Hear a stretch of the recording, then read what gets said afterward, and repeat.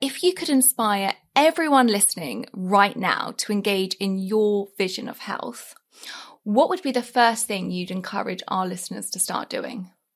I love this question so much. The first thing that absolutely comes to mind is to start from a place of joy and a place of awe for the human body. Like everything I do and all my passion for metabolism is rooted in stepping back and just thinking and meditating a little bit on this crazy experience we have to be alive. Like it's absolutely bonkers. And I think in our Western culture, UK, US, it's like we're so busy. We're constantly on our devices. We're constantly moving. It's productivity obsessed. It almost like stops us from even having like the 5 minutes to just sit back and be like, we're in an expanding, eternal, infinite universe.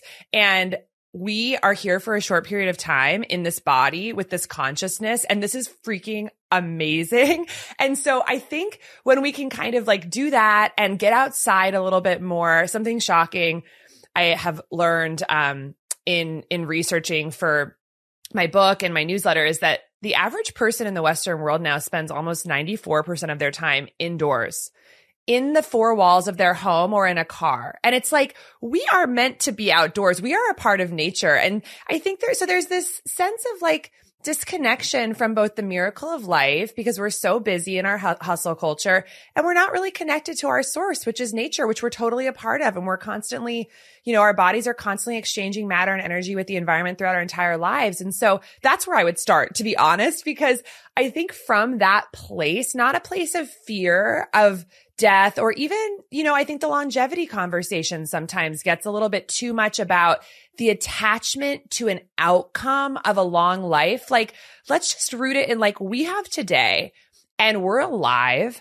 and our bodies, for some reason, we're not a puddle of atoms on the ground. We have an animating life force that holds us together as a Casey, and like it, and it's like, I that's where I start. And that is why honestly I love, and we'll talk about metabolism, but that's why I'm so passionate about metabolism because it is that animating life force. It is not about weight.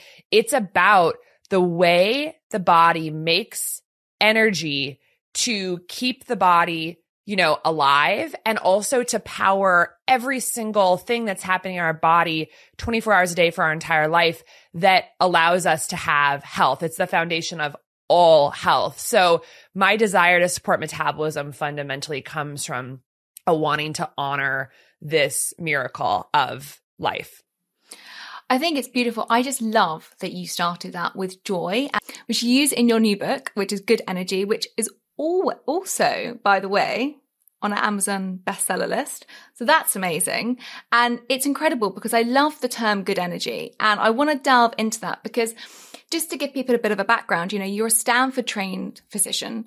You used to be a surgeon and now you've gone way more into prevention. And we'll talk about why that is because it's quite like, it's a really beautiful personal story that's made you kind of look more at this more intensely. But the reason why I say it is because I'm very focused on prevention as well, and I think a lot of our listeners are. But when I read the book, there's some quite scary stats in the book about currently where our health is in the Western culture. But in parallel with that, we live in this kind of, and you mentioned it perfectly, this optimization culture where longevity seems to have completely lost its way in the conversation. So I want to start really with like the title of your book, which is Good Energy, which links very much to joy. So can you help us understand why did you call it good energy? What does this term mean? And how can we link that with good metabolic health? And also, what does that mean? How do these two things go together? Yes. Yeah. So I think for me, the title captures three main things. The first is this idea of energy and metabolism. And so to just sort of briefly mention what I mean by metabolism. So essentially, metabolism is the core foundational process in the human body. It is the foundation of all health. And the reason for that is because the body is a big machine of 40 trillion cells. And each one of those 40 trillion cells is doing trillions of chemical reactions every second. And the bubbling up of all those chemical reactions is our life. That's what it is. It's trillions upon trillions upon trillions of chemical reactions happening every second that all together generate our health and our consciousness and our life. And every single one of those needs energy to pay for it. And that energy is cellular energy, which we call ATP, which people probably remember from high school. But ATP is like the coin that we use to insert into the machine to pay for each of these reactions. ATP is made through metabolism. And what it comes from is food. So metabolism is the conversion of the literally 50 metric tons of food we eat. I don't know what that would be in, I don't know if we use don't tons. Don't make me do the maths right now. Yeah, but it's a lot. It's like side. A football field. Yeah. So like a huge amount of food, like a ship worth of food in our lifetime. And metabolism is how we take that food, which is potential energy from the environment, and convert it to usable energy in the body. And so the reason I say it's the foundation of all health is because without energy, you can't make the hormones. So some people say, well, hormones are the root of all health. Well, actually, there's a layer deeper, because if without the energy, you can't do anything.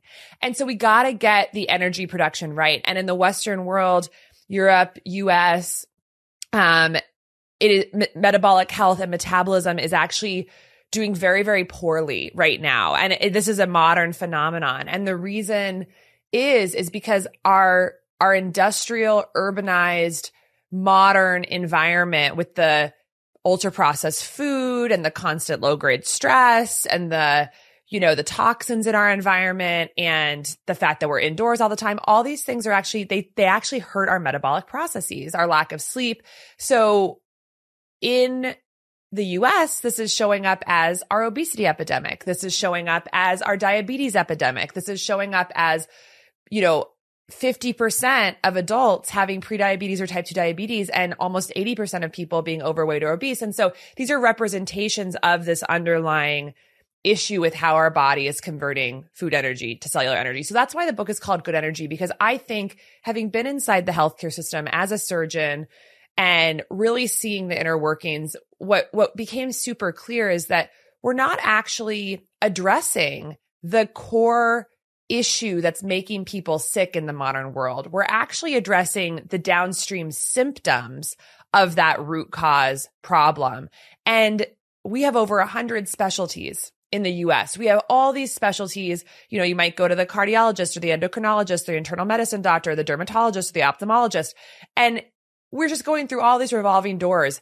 But actually, in our country, in the US, people are getting sicker every year. Our life expectancy is going down in the United States, despite spending more than any country in the world. And the reason for this is because we're not focusing on that core foundational process that's making us sick, which is essentially energy production. So the vision I have is that if we can really understand metabolism, each of us individually, why it's so important, and then understand how to make good energy in our cells, a lot of our symptoms and risk for diseases will decline. So that's sort of the first piece. And then just very briefly on the second piece of why it's called Good Energy.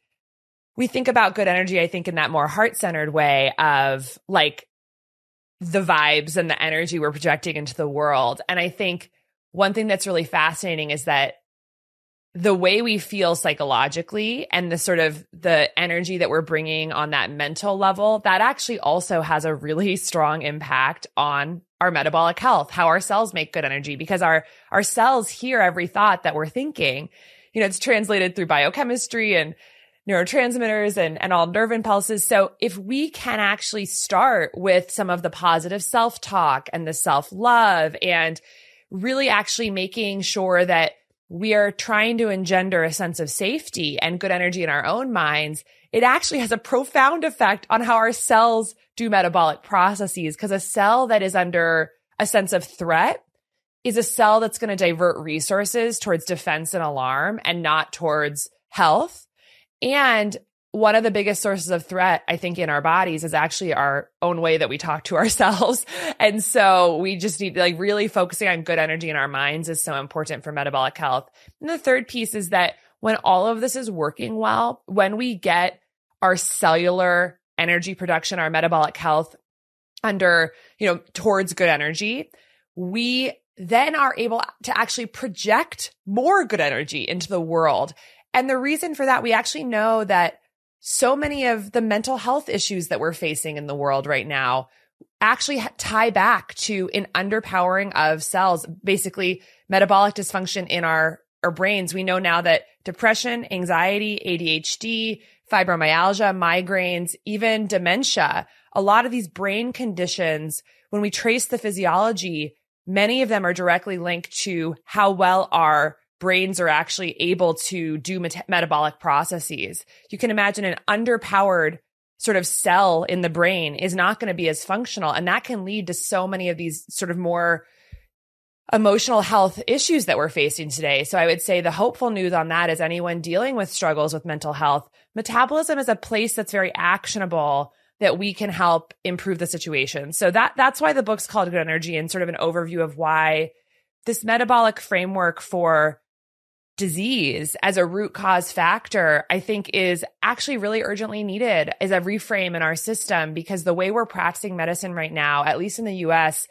it's not leading to the outcomes we want. We're doing worse as time goes on and the more we spend. So we need to reframe on what's actually connecting diseases, not just play whack-a-mole with the downstream symptoms.